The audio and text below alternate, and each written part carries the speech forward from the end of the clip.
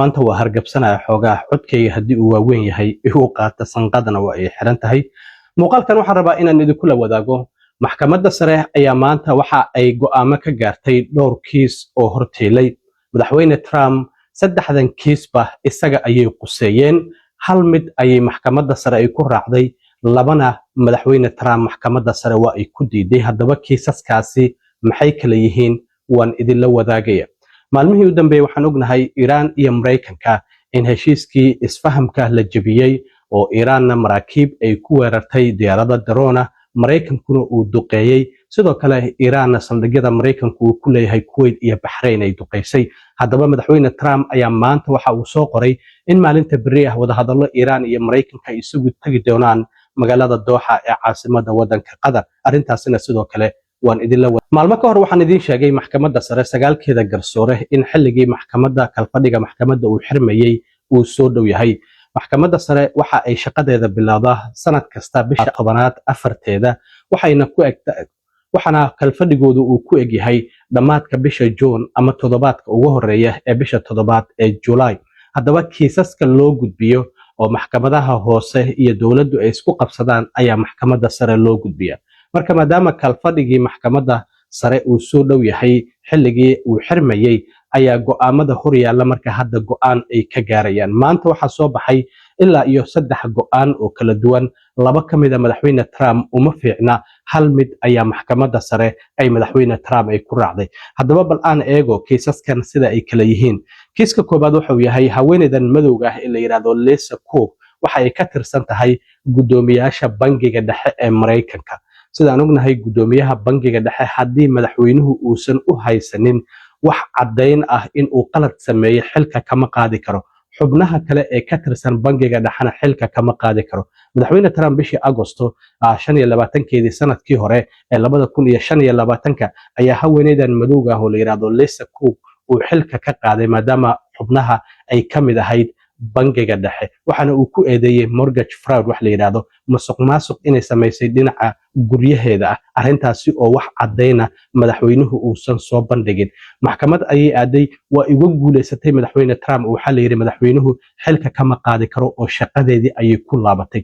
kiiskii marka madaxweyne Trump maxkamadda sare ayuu la aaday. haddaba go'aankan marka maxkamadda sare maanta ka soo baxay waxa ay 5 garsoore ay isku raaceen in madaxweyne Trump uusan xilka ka qaadi karin haweeneydan ka tirsan guddiga bangiga dhexe ee Mareykanka.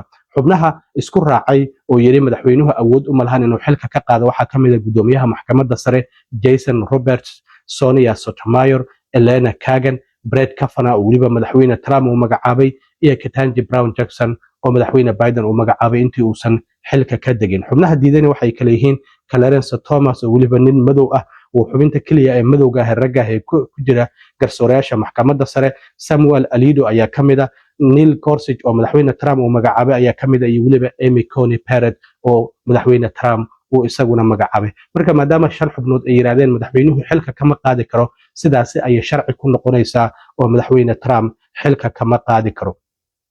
waana markii ugu horeysay 112 sano taariikhda bangiga dhexe oo madaxweyne xil uu ka qaado madaxweyne Mareykan xubin ka tirsan guddiga bangiga dhexe ee Mareykanka. madaxweyne Trump marka qoraalkan ayuu soo qoray kadib markii maxkamadda sare go'aanka uu ka soo baxay.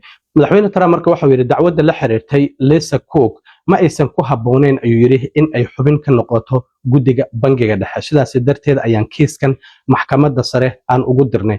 haddana waxaan si degdeg ah ku qaadi doonaa ayuu yiri tillaabooyinka laga maarmaanka ah si aan u xaqiijino in qof qalad sameeyay uusan ka mid noqon xubnaha go'aanka muhiimka ah ee mustaqbalka Mareykanka wax ka gaaraya. bangiga dhexe waxaan ognahay interest rateska ayuu ama kor u qaadaa lacagaha dulsaarka ama hoos u dhiga. marka madaxweyne Trump iyo gudoomiyaha bangiga dhexe waxyaabaha inta badan hadda isku haystaan waxaa ka mid ah in dulsaarka uu hoos u dhigo. isaguna waxa uu leeyahay lama jooga xilliga, xitaa waxa uu isku dayay inuu xilka ka qaado laakiin kama qaadi karo. madaxweynuhu wuu magacaabi karaa laakiin kama qaadi kara haddii aan wax qalada lagu haynin gudoomiyaha maxkamadda sare. marka madaxweyne Trump kiiskaasi waa looga guuleystay. kiiska kaliya ee madaxweyne Trump uu ku guuleystay oo maxkamadda sare maanta go'aankeeda ka soo baxay waxaa ka mid ah haweeneydan la yiraahdo Rebecca Slaughter oo iyaduna ka mid ah guddiga federaalka ah ee ganacsiga ee Mareykanka oo Federal Trade Commission la yiraahdo ayaa xilka uu ka qaaday bishii March 25keedii sanadkii la soo dhaafay. marka kiiskan la yiraahdo Trump vs Slaughter ayaa sidoo kale waxa xubnaha ogolaaday waxa ay yihiin 6 xubnood oo yiri madaxweynuhu xilka waa uu ka qaadi karaa waa gudoomiyaha maxkamadda sare John Roberts, Samuel Alito, Neil Gorsuch oo Trump magacaabay, Brett Kavanaugh oo Trump magacaabay, Amy Coney Barrett oo Trump magacaabay iyo Thomas Clarence Thomas oo taageeray madaxweyne Trump isaguna ah. xubnaha diidayna waa xubnaha kale ee kala Sonia Sotomayor, Elena Kagan iyo waliba Ketanji Brown Jackson. iyaguna waxay yiraahdeen madaxweynuhu xilka waa uu ka qaadi karaa. marka madaxweyne Trump halkaasi kiis oo kaliya ayuu ku guuleystay kiisaskii maanta go'aanka ay maxkamadda sare ay ka gaartay. madaxweyne Trump marka bartiisa True Socialka ayaa markii go'aanka maxkamadda sare uu ka soo baxay oo kiiskii Slaughter uu ku guuleystay waxa uu yiri arrintan waxa ay na tusinaysaa kiiskan la yiraahdo Slaughter case in 90% in arrintan ay tahay mid aniga xaggayga la igu raacay. waxana uu sheegay in arrintan ay kordhinayso awoodda madaxweynaha xaqiiqdii waa sida madaxweyne Trump uu soo qoray.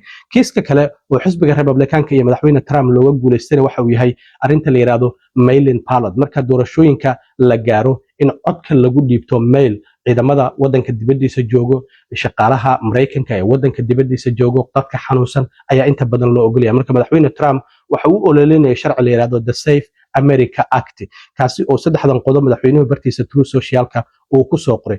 marka koobaad waxay tahay dadka codeynaya waa in ay tusaan ID uu sawir ku dhagan yahay qofka uu cadeynaya in isaga uu yahay kow in laga helo.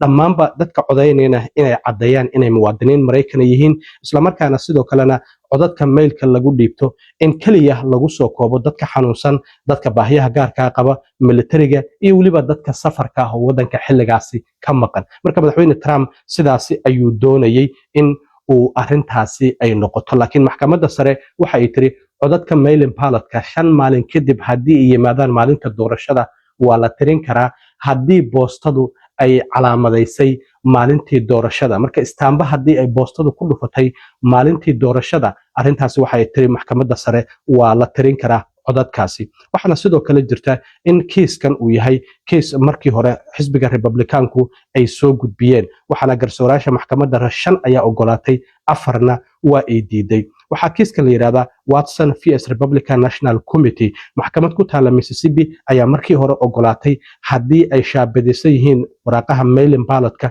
maalinta doorashada in 5 maalin kadib haddii xitaa ay yimaadaan la tirin karo. arrintaasi xisbiga Republicanku waxa ay la aadeen maxkamadda racfaanka ayaana u ogolaatay Republicanka kiiskaasi inuu sii jiro. markii dambena maxkamadda sare ayaa loo gudbiyay bishii March ee sanadkan. maxkamadda sarena maanta waxay tiri codadka mail-in ballot-ka 5 maalin kadib haddii ay yimaadaan maalinta doorashada haddii la calaamadeeyay oo boostadu ay calaamadeeda ku dhufatay maalintii doorashada 5 maalin kadib haddii ay yimaadaan xitaa waa la tirin karaa. arrintaasi oo madaxweyne Trump uu si aad ah uga carooday. ugu dambeyntii waxaan ognahay Mareykanka iyo Iiraan maalmahan waa la isduqeynayay, waxaana jirtay in marinka Hormuz Iiraan ay leedahay halka ay u calaamaysay maraakiibtu waa inay soo maraan, amarkeedana ay u hoggaansamaan. maraakiibta diidana waan gantaalo ayaan ku dhufanaynaa ama diyaarado daroona. waxay yiraahdeen marinka Hormuz meesha u dhow jasiiradda Larak Island waa in ay soo maraan maraakiibta. arrintaasi oo heshiiskii isfahamkana ku jirtay sida Iiraan ay sheeganayso. maamulka madaxweyne Trumpna waxay leeyihiin arrintaasi kuma jirin. Kuwait iyo Bahrain saldhigyada ay Mareykanku ku leeyihiin Iiraan waa tii duqeysay, Mareykankuna Iiraan jasiirada uu leeyahay ayay duqeeyeen iyo waliba goobo kala duwan. marka hadda madaxweyne Trump ayaa maanta waxa uu bartiisa uu True Socialka ku soo qoray Iiraan waxay naga codsatay kulankaasina waxa uu dhici doonaa berri magaalada Doha ee caasimadda Qatar ayuuna ka dhici doonaa. kulay Jared Kushner iyo Steve Witkoff ayaa uga qayb galaya dhinaca Mareykanka.